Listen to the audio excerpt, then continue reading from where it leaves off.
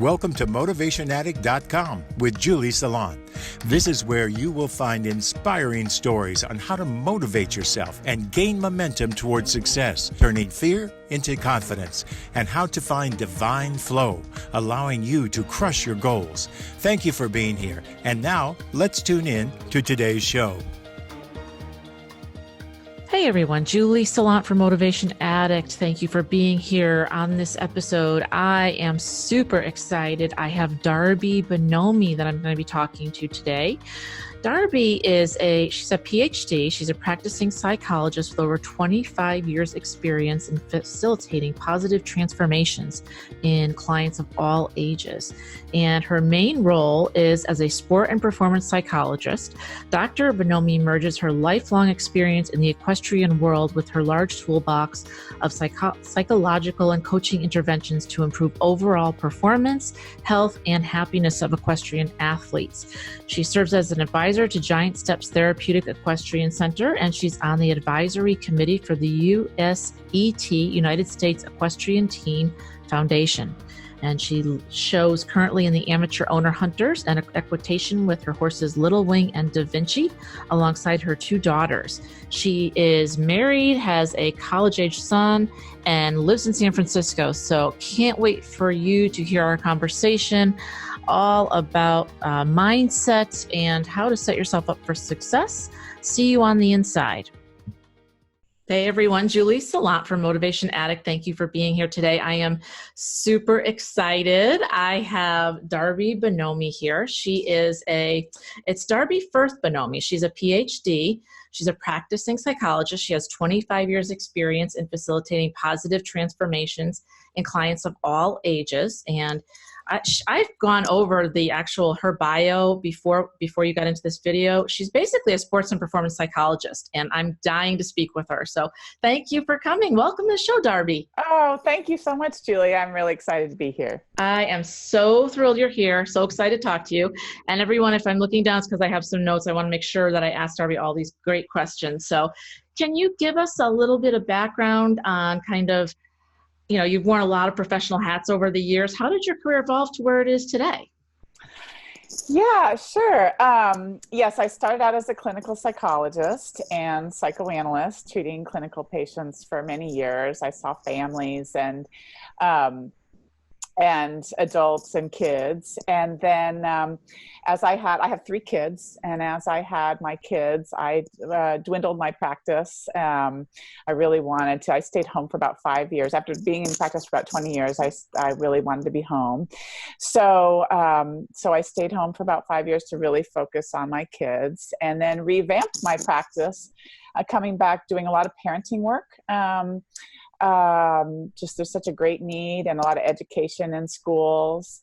And then I was a lifelong writer. Actually, I took a break, but when I got back into writing, thanks to my two daughters, I saw that there was actually a great need in the horse industry for someone to educate parents. I started out mainly educating parents.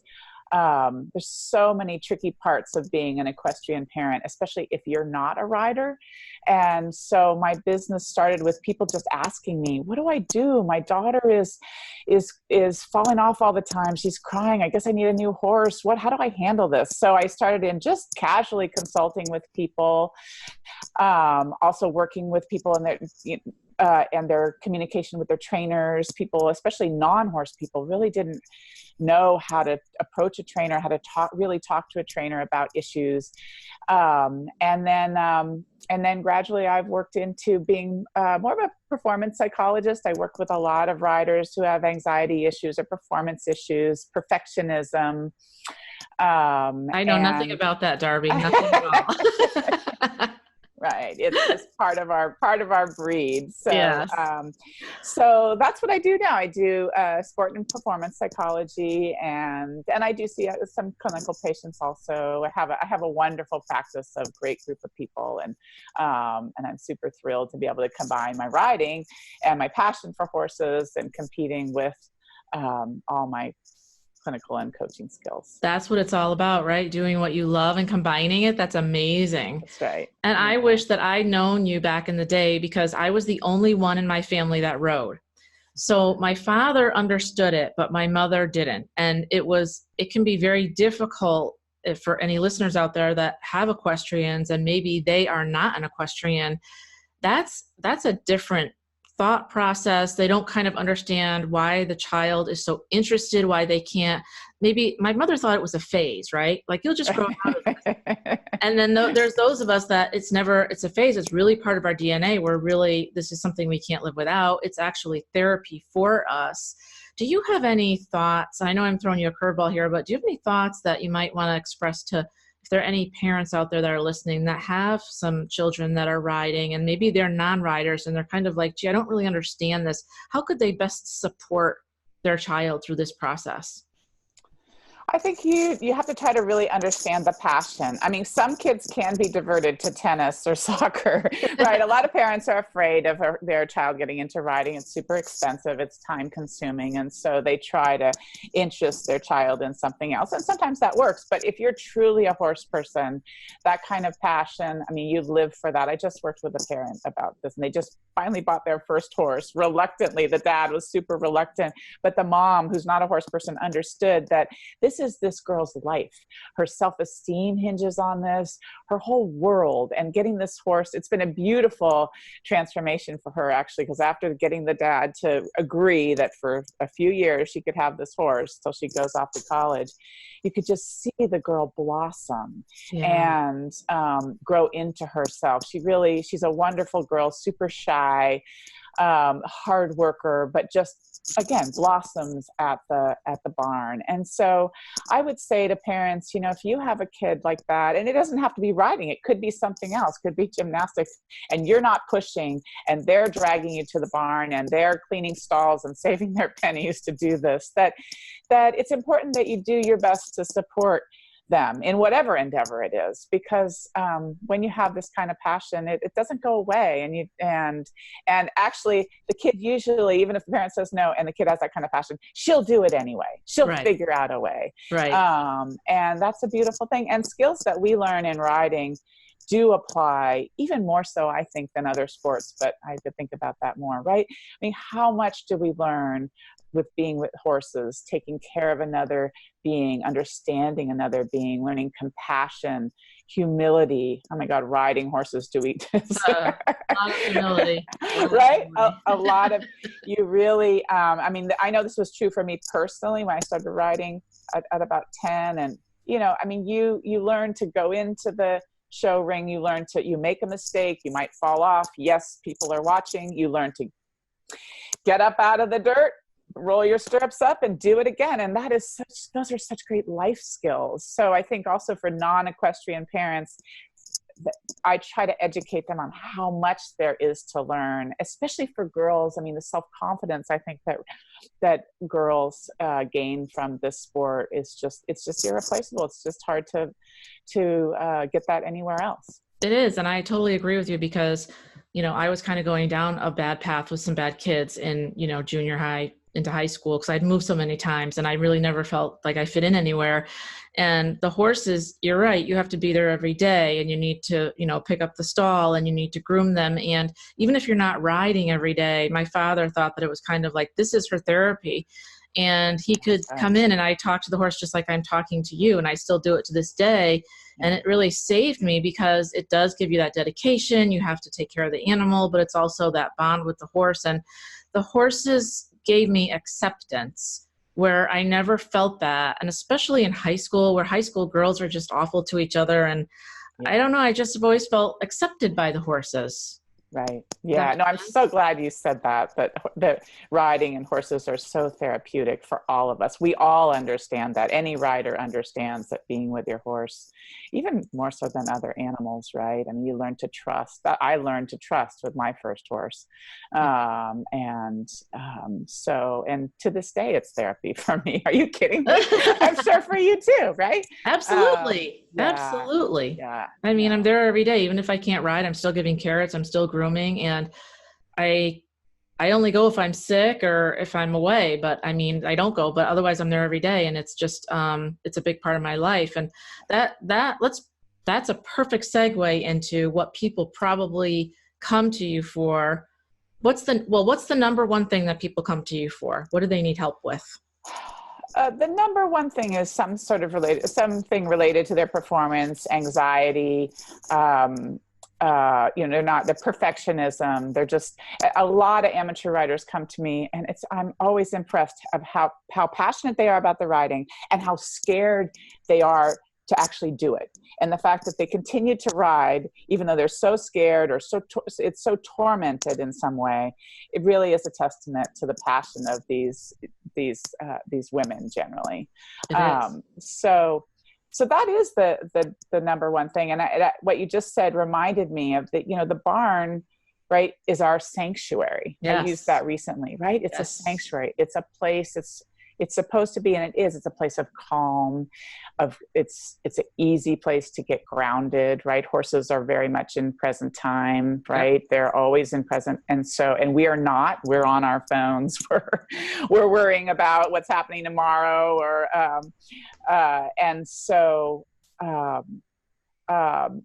what I try to do is, and people who are so anxious and so worried about their performance, they've lost touch with the fact that this horse is your therapy.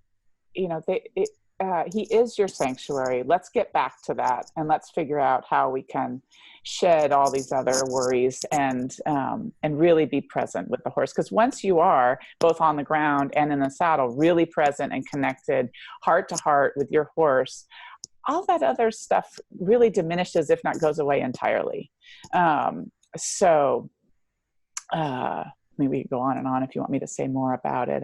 I think that being present and mindfulness is something that we both teach on and we both talk about, and it's a really hot topic this year.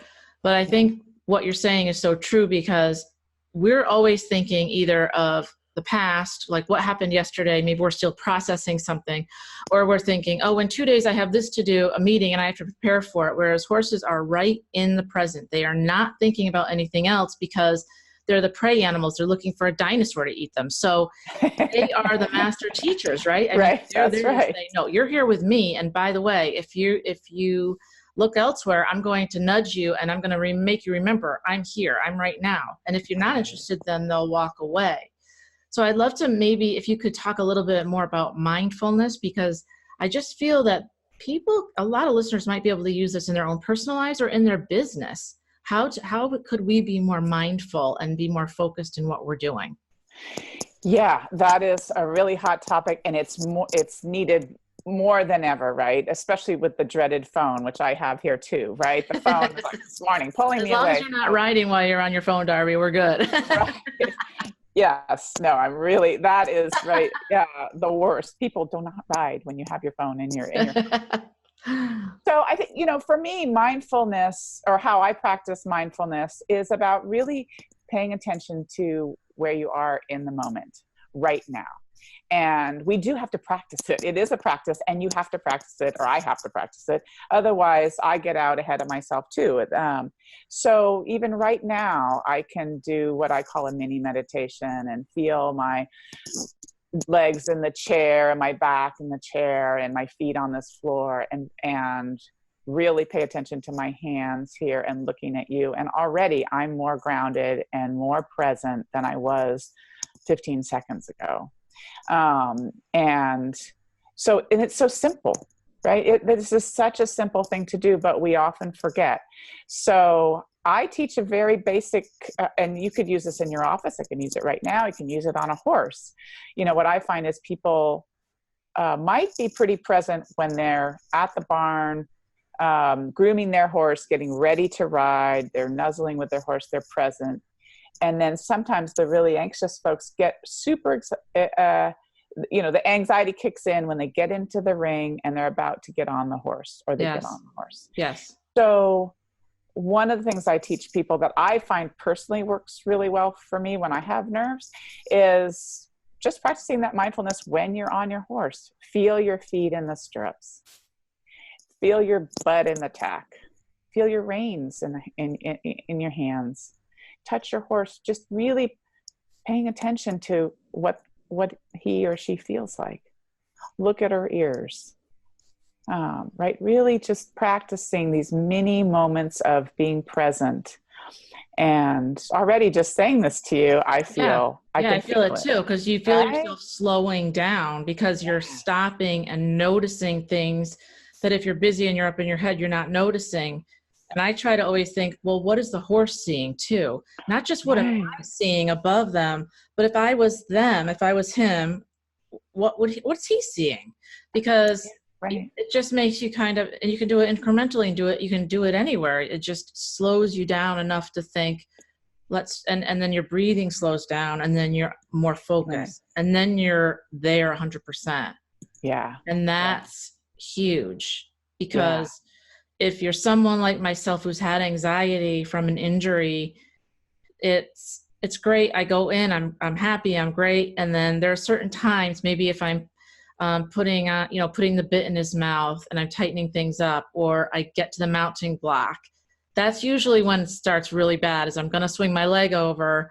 And then you're thinking, oh crap, and I hate this feeling. It sucks because you don't want it, and you know this should go away, and you know it's not real, but you're just thinking, this is kind of weird. You're kind of thinking from before, right? An accident, let's just say, Right. but you're also thinking ahead, like, holy crap, this happened once. Could it happen again? Yes, it could. It could happen right now. And so it's kind of a fight with your brain. Mm-hmm. So is that truly the best way to just slow down and start with your heels and then just work your way up into just, okay, spot by I think spot. that's a great idea. And because if you're worrying about what happened when you fell off, and you're worried about what might happen, right? You're in the future, you're in the past, but you're not present. Right. Right. So the goal is really to be right now. And right now, if your horse is about to take off, or right, that because you especially are so intuitive. But all of us, even those of us who don't have as much intuitive skill as you do, we know when our horse is, if we're really present and we're not like, way over here, way over there, we can feel it. And actually we need to be able to feel that, because sometimes you get on and you think realistically, I should get off and lunge them today. Hallelujah. You're just saying. Okay, that's why we're so like on the same wavelength. Let's talk about this for 1 second. Okay. So at the Equine Women's Summit in January, when I went to Florida, I said this to a group of women, and I said, this is my personal theory. There are days where I do not ride my horse. Okay. I think of myself as a battery. And if I am not at least 70%, 65 minimum, I don't ride. In other words, if I have a migraine, if I'm tired, your body hurts some days. Maybe you worked out and you're just super, like, you don't have any energy. If I'm at 30 or 40%, I don't ride. Or I make sure I'm going to lunge and get those whoopies, we call them, out first. Right. What are your thoughts on that? Please talk about that. I think that's awesome. I think that horse people tend to be perfectionists, right? We just push so hard, and we feel like somehow narcissistically diminished if we don't tough it out and get on and ride. But we don't treat ourselves as we would treat our horse. If your horse were only at 30%, you would never get on him, right? No. If he looked like, right, you would say, you know what, you need a break or a hand walk or whatever. So I think that's smart. First of all, if you've only got 35%, how are you possibly going to how are you going to do your horse justice? If you have to do this, you're rallying, you're going into some big class, well, then you rally. You wouldn't be at it, right? At home when you have the choice and you have time in the world, and it's okay. Absolutely. I think that you must do that, because otherwise you're going to give your horse a bad ride, or you're not going to be fully present. That's when stuff happens, right? Yeah. And so I think horses they teach us to do that. It's not like taking your dog out for a walk. I can do that when I'm at 30%, right? Absolutely. But, and she boosts me up to 70%, but you can't, I think absolutely horses deserve us to be fully present and on our game before we get on their backs and ask them to be on their game. That's only fair. And I agree with you, because there are days where I always say, yesterday's horse is not today's horse, is not tomorrow's horse, because obviously if that was true, then we'd all have, Grand Prix at the highest level, or, whatever your discipline is. Right. But, sometimes we go to the barn and we're feeling great. We're at 95%. We're like, yes. And they're feeling the same way. And that's when you get those magic moments, where you're just mind melding and, you think it and they do it. It's awesome. But that's not every day. That's probably not even most of the time. Let's be honest. Most of the time it's pretty good. You're pretty in sync. But there are days when you can go and you're feeling really great. And your horse, you notice, is like just having an off day. And that happens. They have their own personalities, as you know. Sure. And isn't that the time when we should say, you know what, let's just go out for some grass, or, let's kind of do a little something and call it a day. It's okay. Maybe you're just doing some stretchy trot and loosening up their body. And absolutely, no, I agree with you entirely. And it's teamwork. Like, as with any athlete, it's teamwork, and you need to adjust to what you have that day. Yep. And also the other thing is, horses can't always tell you that, oh, this hurts a little bit, right? So maybe your horse is at 35% because he's a little stiff in the back today. And so what you did yesterday. So maybe today is a stretchy trot day. But if you're not listening, or you're distracted, or you're not grounded, and you're all about yourself and disappointed that you don't get to ride, which I understand, but still, you're not serving your horse. I agree. And it's all about that commitment to them. We have to them, they have to us. Yeah. Let's talk a little bit about one of the questions that you asked me that I would like to go over with you is, we're all so busy, and most of us are amateurs, and we have work, we have family life, we have our hobbies. You may have your horse and you may do other things. You may play tennis, you may bowl, who knows? At the gym, almost everybody goes to the gym or does some sort of exercise and spirituality. And we've got all of this plus the horses. And as we all know, the equestrians, this is a big commitment, a big time commitment. What are your best recommendations? And I'm sure you hear this a million times, but to balance, how can we balance our lives and our commitments so that we feel like we're kind of, giving a little bit to each area, as much focus as we can? We're mindful and we're there, but how can we make it so it's a little easier on us? I think it starts with compassion, Julie, that we're all so driven. We tend to be, we horse people are, and especially those of us who compete, we're driven and perfectionistic, and we get really down on ourselves if we're not at a 95%, or that if we have to do X, Y, Z. So we can't, maybe you're not at 95% because you had a work thing you had to do, right? And you had to do that. And so I think having compassion for ourselves, and hopefully that doesn't sound cliche, but I think we all have to practice compassion for ourselves as we would our horses. Most people treat their horses much better, like I said already, than they treat themselves.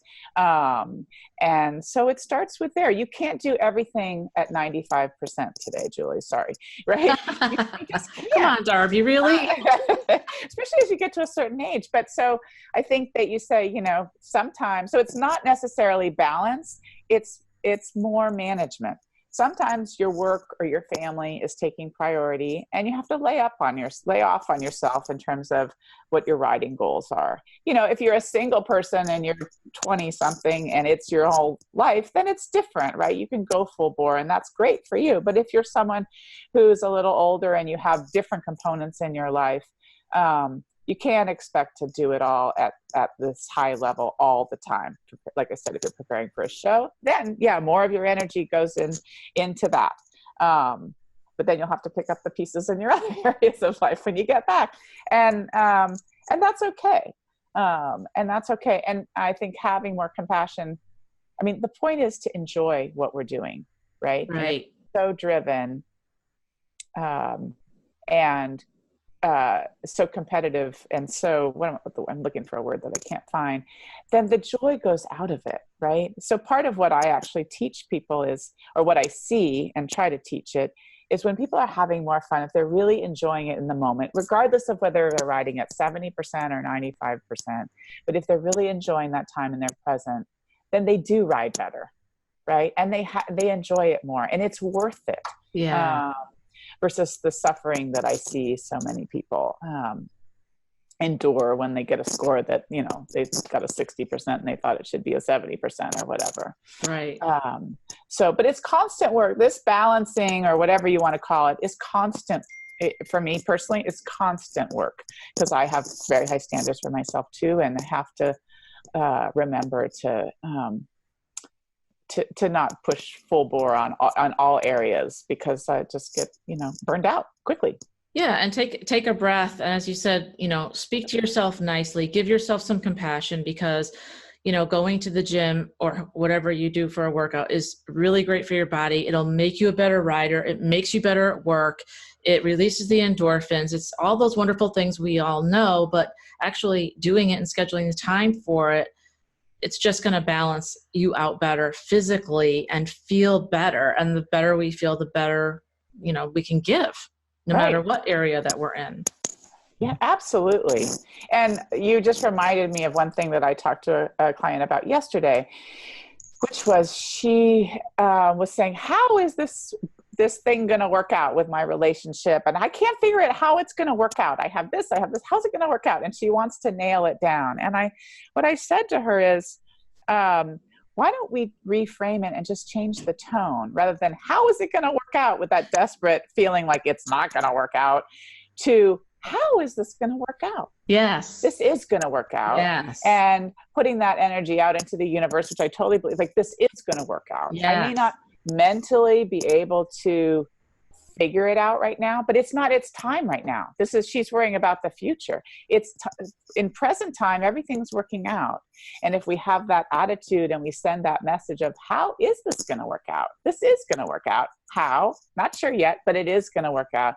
Completely changed her feeling about it. Yes. It's like, oh, okay, I don't have to force it or make it work. No, because it's not even an issue right now. Yes. It's an issue you're thinking about for 2 years from now. So that kind of thinking too, when you can't figure out, how is this going to work out? Sorry, this is making noise. If you can reframe it into a positive, like, it's going to work out, I'm going to have faith it's going to work out, or however you would put that. I find it works out. That's my experience. We are on the same wavelength. I can't even believe you just said that, because this morning I had that same epiphany.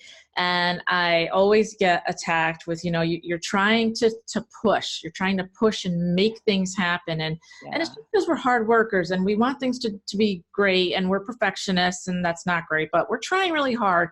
And then it was kind of like, you know, you need to calm down and just focus on what you have and just relax and try to flow more, because I always used to say exactly what you just said. I don't know what's going to happen today, but it's going to be an awesome day. I always say this, it's going to be an awesome day. I don't know what's going to happen, but it's going to be great. I can't wait to see what happens. When you take that part of it, that how it's going to come to you, everything opens up, because now you're giving the universe a million ways to give it back to you. Right. And as you said, you're focused on now instead of what's going to happen 3 days from now. So instead of making it try to happen, it's coming to you. It's going to happen. So, and especially with horses, because they can feel when they know when you're talking to yourself, because you're clamping down and you're getting tight, and you get energy, like right here, I get tight, and you're not flowing anymore. You're not breathe. I always forget to breathe myself. That's a big one for me. You've been reminding me of this the whole interview. So I think you're right. Breath is incredibly important. So right. Am I the only one that does that? Please tell me I'm not. No, breathing is, I forget to breathe too, and I've forgotten to mention it. So I'm really glad you're underscoring it, because, right? Talk about that. I'd love to hear more about it. Well, if you're paying attention to your breath, I mean, right? We all hold, when we're anxious, we're holding tight like this.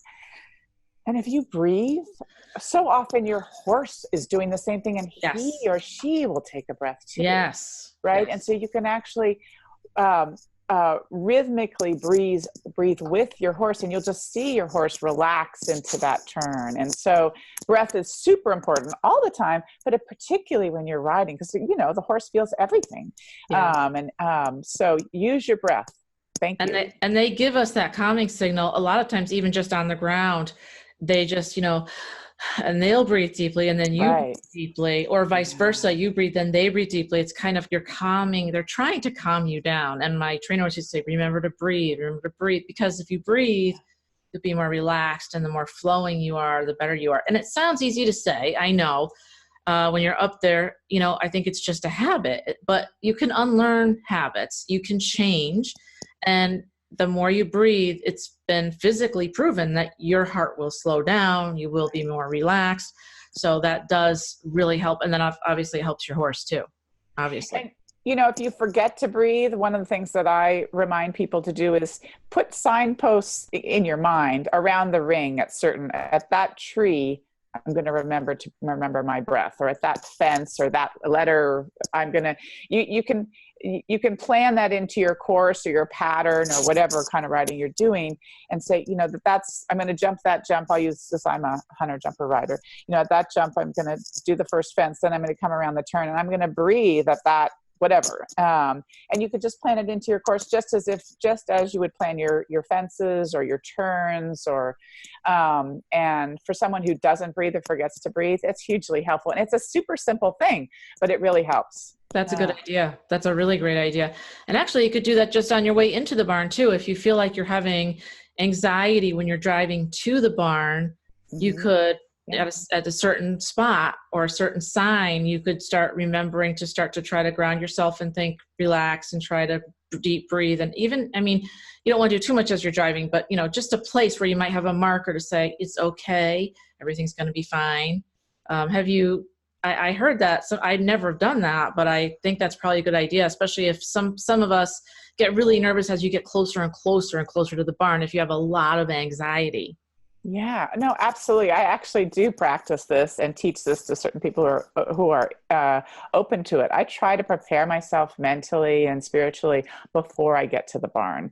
So I try not to listen to the radio or do a lot of call, at least give myself 10 minutes before I get to the barn. And it's not really because I'm so anxious coming to the barn, because I'm not, but it's about clearing my space so I can be available to my horse, and so that I personally can take in every second at the barn. Because for me, being at the barn, that's the best time of I'm not there every day, 4 days a week, but that's the best time of my life, pretty much. I love being there. So I don't want to drive in, talking to somebody on the phone or taking care of details. And of course, sometimes I do have to do that, but I really put my phone away and do my best not to check it until I'm finished. I try to really create these boundaries around this sacred space that is the barn for me, so that I can, just because it's as for you, it's refueling for me to be at the barn. After that, I could be having like a day, and then I go to the barn and I come out and I can conquer the world. Yes. Those problems are small,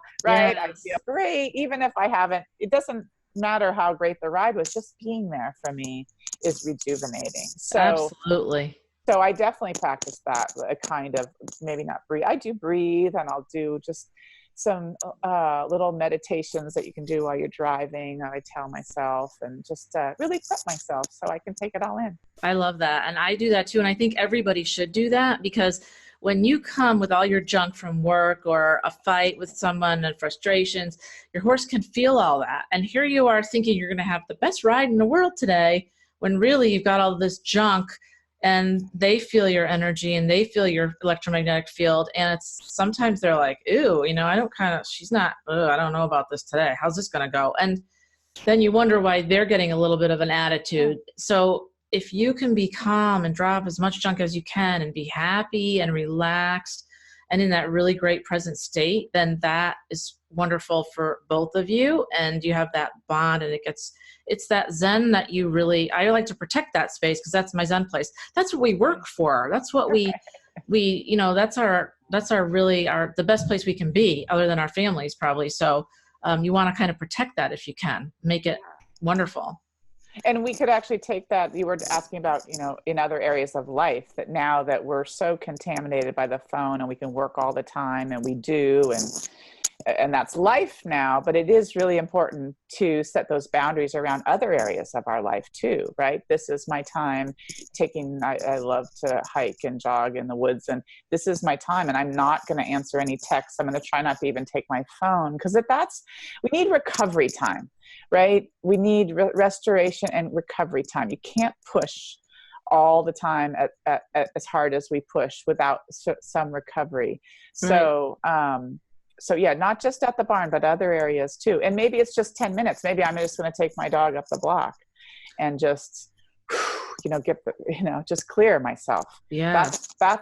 But it's all about, we all have to work harder at those boundaries, because our homes aren't the sanctuary that they used to be, right? Right. Even our hikes aren't the sanctuary, because we can bring that darn phone everywhere. Right.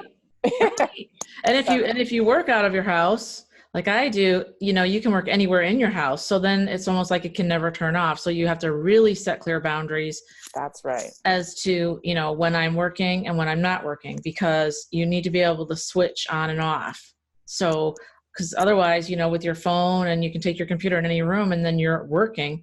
So yeah, you have to really, make sure that you set the boundaries. I know that you work with professionals and amateurs. Can you tell us a little bit about the differences in what, when they do come to you, what do they want? What are their biggest, what are the areas they need help with, and how does that look for each group? Yeah. We'll start with, we've talked a lot about amateurs, so I'll just start there. Amateurs tend to come, like I said, with performance issues, anxiety, all the things we've already talked about.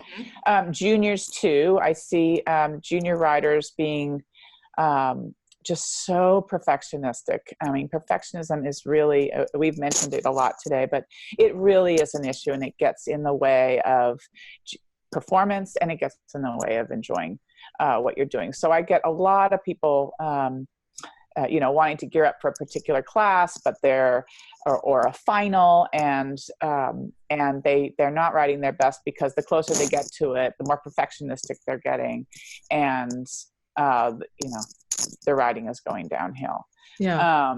I get some families coming to me to help them sort out their horse situation, especially non-horse families. They've gotten into it maybe a little too deep. They don't know where to turn. Things aren't going well with their trainer. They're not sure how to talk to their trainer. They're not sure they have the right trainer. So I do that's a different kind of work, but it's a consultative work where I'm not involved. I'm not connected to any trainer professionally. I have a trainer, but that's not, I will help them evaluate, and ask the right questions and get the information they need. So those are some basic areas. And one other thing I'll say is that almost always, well, not always, but a lot of times when people get into these issues that are coming up in riding, they're related to other stressors, other things that are going on in their lives. So we usually do spend some time on other areas of their life. They're having trouble in their relationship, and that maybe is oozing over into the hyper perfectionism we're seeing, and the overemphasis on maybe their riding. So that's part of what I do also. And then with professionals tend to come with frustrations about clients that they just haven't been able to somehow, that maybe there is this perfectionism or high demand or something, and that the professional can't quite work with, or it's just a little bit too much. I'm in awe of professionals, what they do, what their job is. When you think about it, they have to train horses, they're training riders, they're managing a business, they're organizing for shows, if they're doing sales and all that, what they do.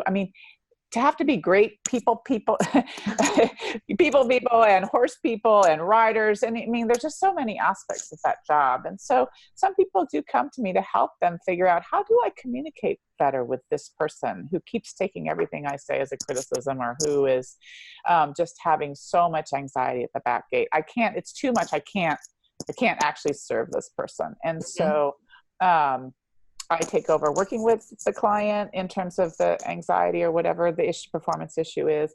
And I also help with the communication, because maybe there's things, a lot of people are afraid to tell their trainers how they're really feeling.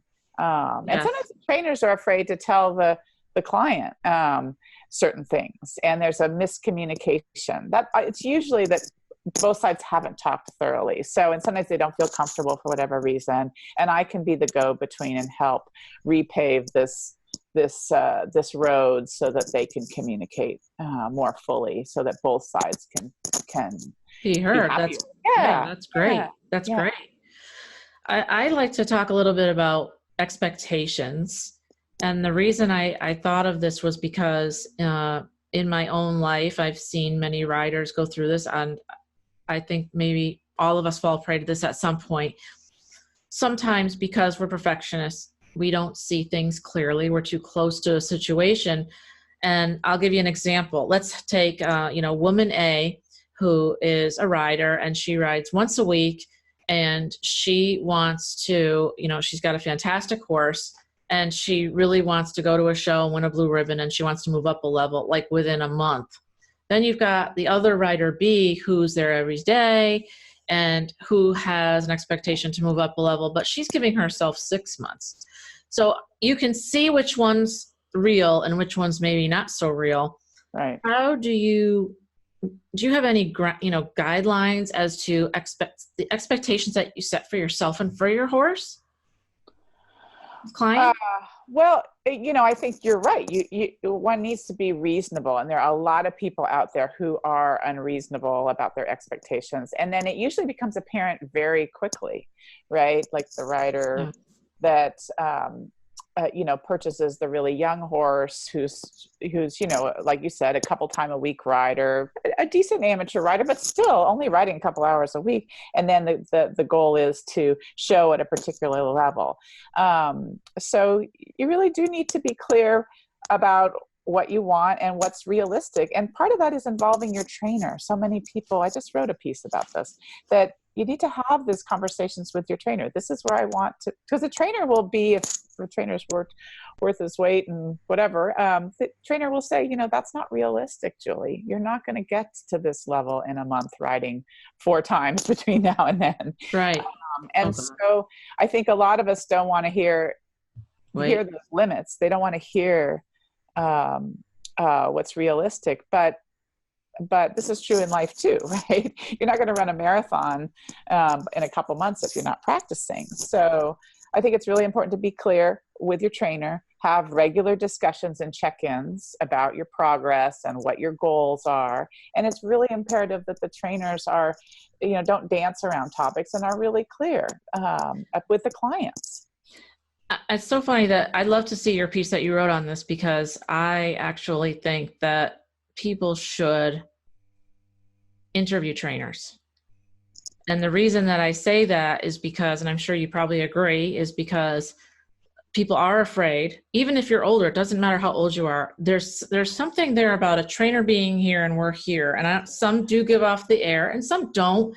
And there are great ones and there are not good ones. For everyone works differently, right?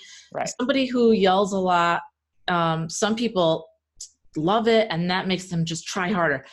Somebody that yells at me a lot, I just am like, bye. Like, that's just not how I work. I need somebody softer and more supportive. So I do think it's important to talk to other people that they've worked with, really interview them. But most importantly, and you tell me if I'm wrong, what your thoughts are, they have to get along with you and your horse. Yeah. Because like I have a very sensitive horse. And so if you were with us in the ring and you hit your horse with a crop, my horse will jump.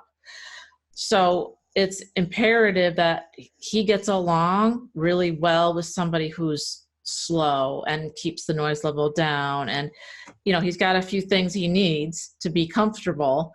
And, having the right trainer can really make or break you. You've seen that a million times, I'm sure, right? Absolutely. And there's no need to, what works for you may not work for me and work for the third person. So there are different methods that are all valid, or most of them are valid. And so, and the other thing is that you may outgrow a trainer, right? Right now, you may be set with trainer A, but then you grow either personally or in your riding, and then that trainer isn't the right fit anymore.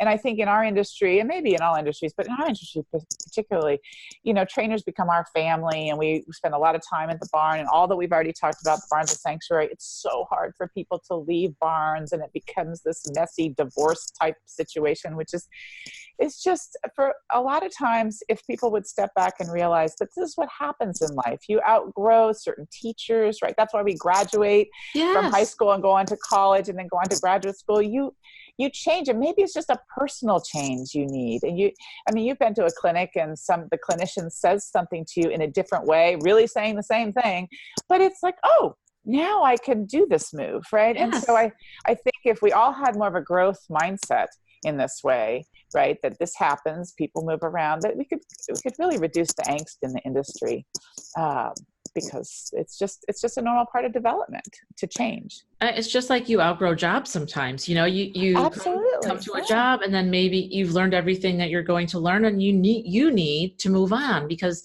you don't want to stay stagnant. So you need the next level. Or as you say, you change horses, or, it's super hard because, the places where you are, when you find a good spot, your horse is happy, you're happy. And then sometimes when I had to move from Connecticut to Myrtle Beach, it was really, really like, I got to find a place for my horse. I mean, and you got to interview, and it's, how it is. I mean, it's like finding a child a home. So, you want them to be happy, because when they're happy, you're happy. So, that's right.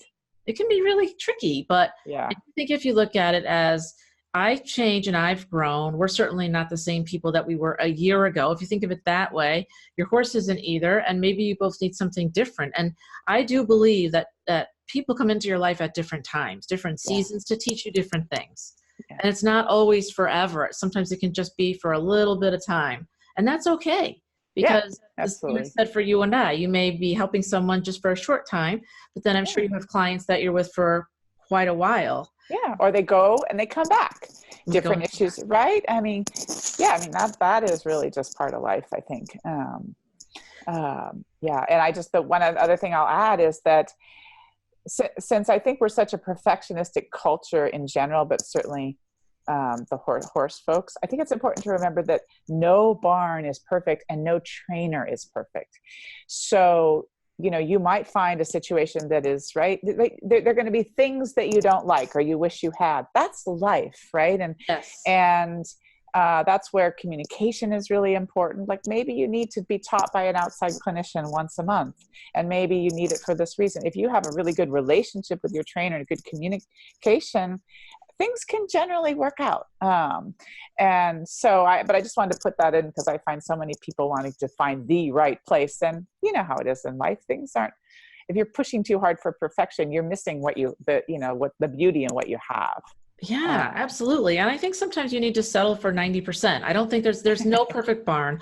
There's no perfect horse. There's no perfect human, right? Let's just get as close as we can to those things on my list. And if you can come up with maybe 9 out of 10, we're doing pretty good. Yes, that's right. You don't want to go from 3 out of 10, but if you're generally in the vicinity, nothing is perfect and things change. Sometimes you're at a barn and then new owners come in.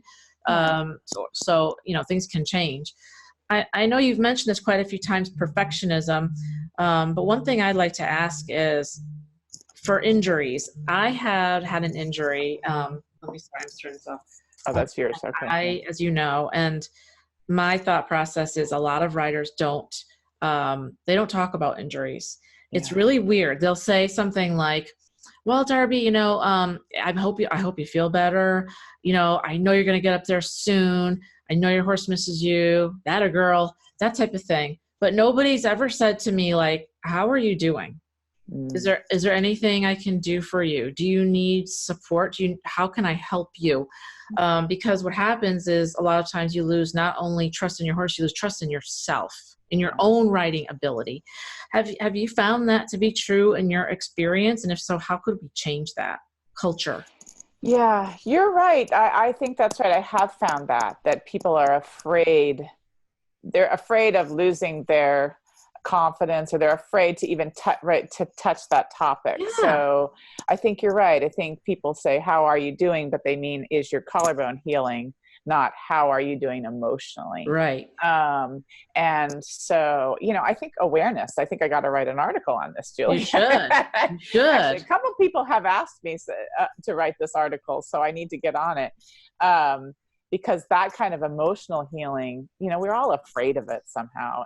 We're not afraid of breaking our arm or, and the healing of that, but the healing of our psyche and our spirit is something that people run from or somehow tend to be more afraid of. I think because it's not as well defined. It's not, you might take 6 months to recover and someone else might take 2 years, right? Or it'll always be there. So it's not as well defined as how long it takes to recover from a collarbone or but I agree, we need to all be talking about it and be more aware. If we raise awareness, right? If you start raising awareness and talking to people about it, then I think it opens it. I think other people feel safer to talk about it. I think because, we're all, everywhere I've been, everyone always says, have a good ride. It's always that kind of camaraderie, even though it's an individual sport. Right. Right. And I just feel like if we could change that culture and maybe shift it a little bit, that it doesn't even have to be an injury, maybe you just had an off day, hey, how can I support you today? Or how can I help you today? Not physically, but, maybe sometimes, it's really helpful. I'm sure you've said this to your clients, to just have some eyes on the ground, we call it, right? Just somebody in the ring to sit with you. I don't know why, but for some reason that always feels like I feel more confident. I don't know why that is, but it just feels like, oh man, I don't know, maybe it's just the support that somebody's got my back. And you just can take that with you, and then you feel like, okay, this is really good. I'm feeling good about this. Yeah. No, I think we could promote that in, across the board, more real support of each other. It's an individual sport, but we all are connected because we're all horse people. So we all know, what it's like when someone's horse gets injured. We talk about our own personal injury, but what about when your horse gets injured? Because it's suspensory. Oh man, that's 9 months. We know it, right? We all know, like, oh, the S word, Yeah. Yeah. And I think there's not enough support there for, how are you doing, Julie? Your horse is out for a long time. So I think if we could all just talk more about it and be there for each other, it'd be less of an individual sport, because really it's a huge community. And I do feel like here, in Northern California, we've had some terrible fires, and I have been so impressed with our community across disciplines, people coming out of the woodwork to help each other. And the only reason I bring it up is that it's like, oh, it is a horse community, regardless of whether you're a reiner or a hunter jumper rider or a dressage rider. There is a horse community here taking care of each other. But unfortunately, we only feel that in that intensity when there's a crisis. But wouldn't it be nice to feel it all the time? Because as I say, we're all riding horses. It doesn't matter how much your horse costs. It doesn't matter your discipline. It doesn't matter the breed. We're all riding horses, and that's all of us. It's our passion. Right. Like, that's the bottom line, so we can all support each other. So you've got to write something about that. I'll write something and you write something, and then we can compare. That would be good, because I think everybody, it just, even if somebody says, I'm okay, it just makes the world a difference to ask the question, how are you feeling emotionally? How can I help you? Yeah. How are you today? Really? And really ask it with that, not how are you, but how are you? The real compassion, right? Yeah. Right. Yeah, I actually try to do this in my, it just reminds me of what I try to do every day as I walk around. I try to really connect, because what you're talking about, right, is really connecting with someone. If you're in the grocery store and the person who's checking you out, and you look at her or him and say, how are you? Good to see you. Or I really love that dress you have on. And you really are looking at them and you're paying attention to really being that present moment. You've just changed her life in that moment, and she feels recognized. And that's really, I think, what you're talking about, right? Mm-hmm. We all know the difference, and we don't think about it as much, but the difference between someone really looking at us and really having that, maybe it's just a moment of caring, but it changes us, changes our day. It does. And I think, so we could practice, that's a practice that you could have all the time. Every day.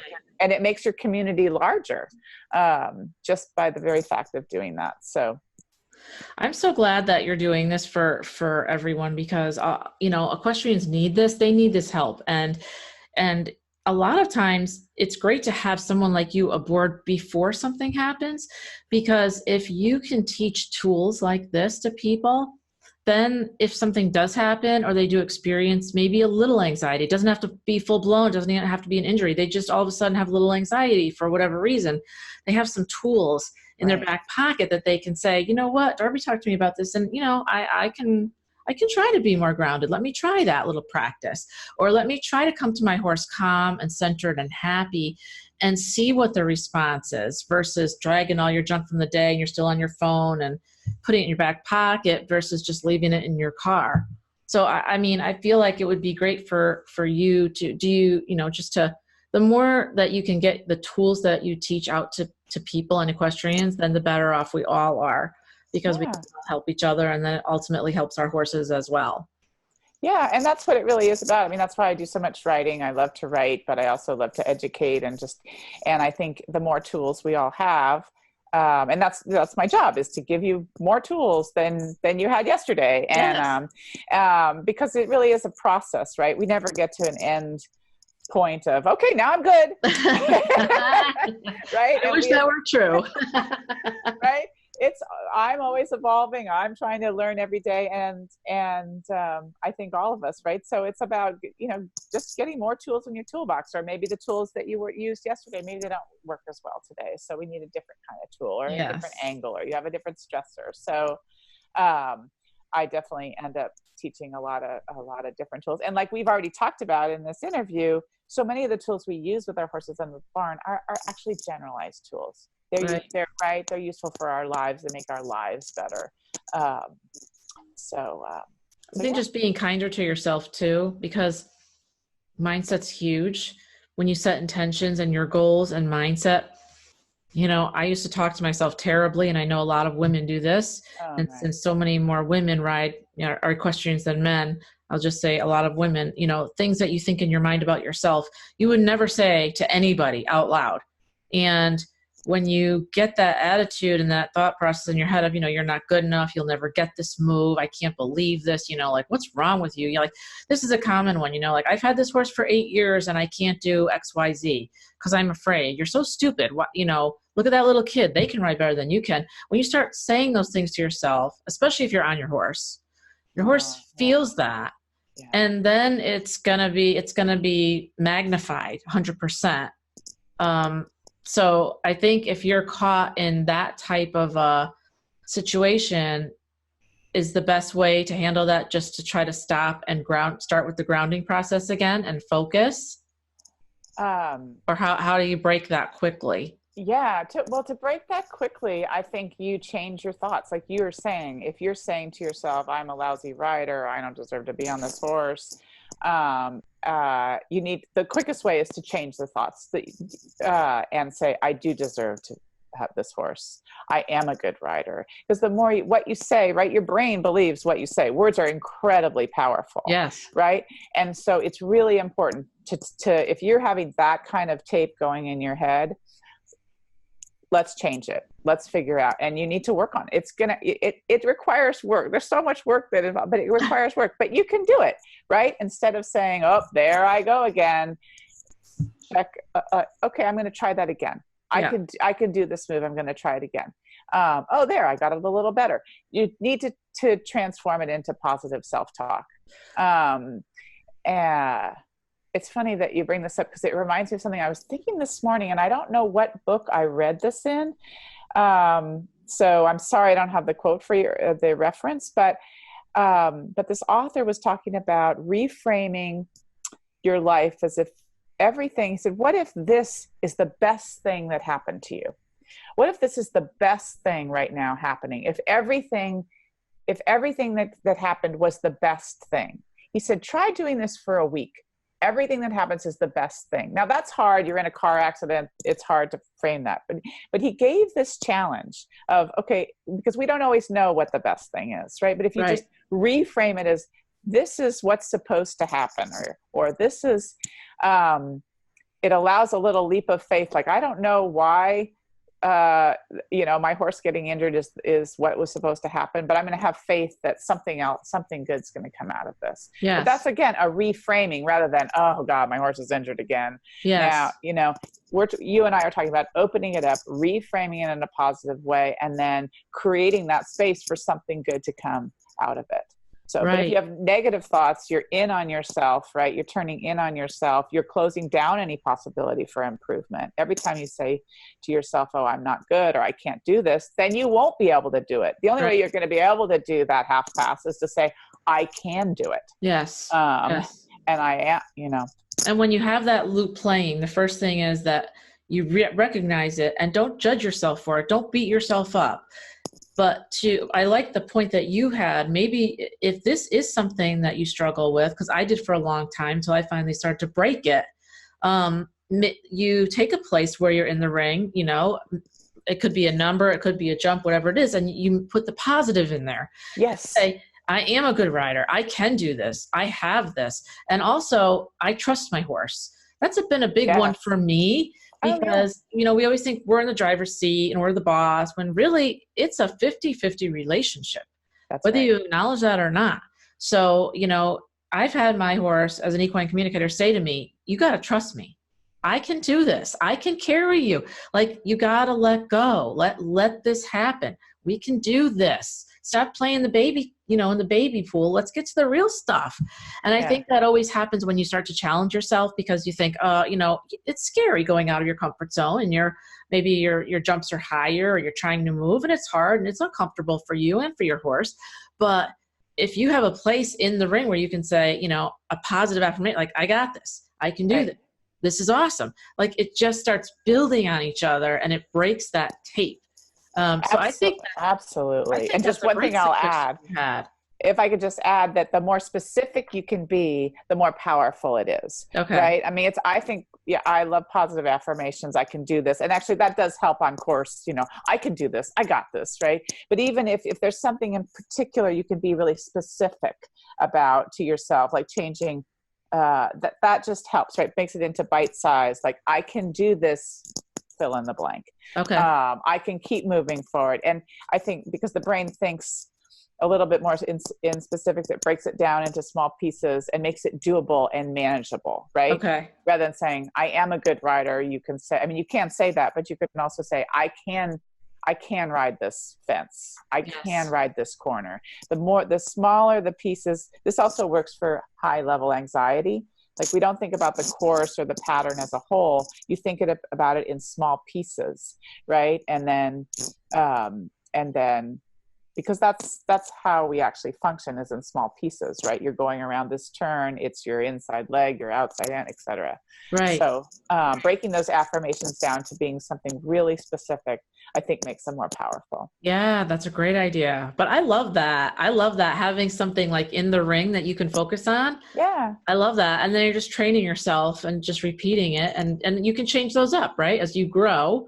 And you can change that up to different moves. And like you said, keep it very specific. Yeah. Yeah. Absolutely. I love that. The other thing that really transforms my perspective, and I think it helps with other people, is being connected to your gratitude. And again, I hope that doesn't sound cliche, but you know, in this very moment going around that turn, if you're really connected to your gratitude for your horse, for being able to do this, for being out here, for whatever it is, it really drops your anxiety and I think hones your focus and just brings this joy in, which just makes everything better. And I think we all get busy and we've talked so much about perfectionism and how hard driving we all are that we actually forget. It's a mindfulness practice, right? Yes. We forget to be grateful. And so that's another, it can be a mantra. It can be like, I am grateful right now. And okay, maybe I messed up that move. I'm grateful for that opportunity to have tried it. And I'm going to try it again tomorrow. And to me, it changes the world when you're really connected to your real gratitude. It does. And it's been backed by science. I mean, that's the number one thing that changes your energy from low to high. And it's the fastest way to get there. And it can be so small. It can just be, I always say, you know, thank you for my horse and thank you that I'm able to be where I am right now. And I'm here and I'm focused and I'm enjoying it. And like you said, maybe you didn't accomplish what you set out to accomplish, you know, today and you're riding, but you had the opportunity and it's going to get better tomorrow. And just by being grateful every day, and it is, as you say, it's like a muscle. You have to continually practice, but the more you practice, the easier it gets. And then it just becomes a normal thing. Just like I always say this, like, remember the first time you tried to trot and remember how you used to have to post and you do around and around and around and you'd be like, up, down. You'd be like, I'm never going to get this. I'm never going to get this. And then all of a sudden one day you got it and you're like, I got it. And now you do it. You don't even think about it. It's automatic. Right. It's the same way when you're learning anything new now, back then. It's the same frustration, but eventually you'll get past it and you'll be able to do it, and your horse will be able to do it, and it'll become easy for you. So it's just about being grateful and being happy where you are. So Yeah. I can't thank you enough for being here, Darby. I love talking with you. You're so cool. Thank you for being here. This is awesome. This has been a joy. I'm so grateful. Yeah. I'm going to have all the links to Darby's information up. Is there anything we're going to have, your email and your website? Is there anything special that you wanted to leave the listeners with today before we sign off? No, I'm just, like I said, I'm grateful to be here and to talk to everyone and to share some of my tools and my gratitude for just being in the horse world. So yes. Go ride. Yes, go ride and have fun with it. Yeah. All right. Well, thank you, Darby, for being here. I appreciate it. I hope you all got something out of this. I know I did, and you guys have a great day. Thank you. Thanks. Bye-bye. Awesome. Thank you, Darby.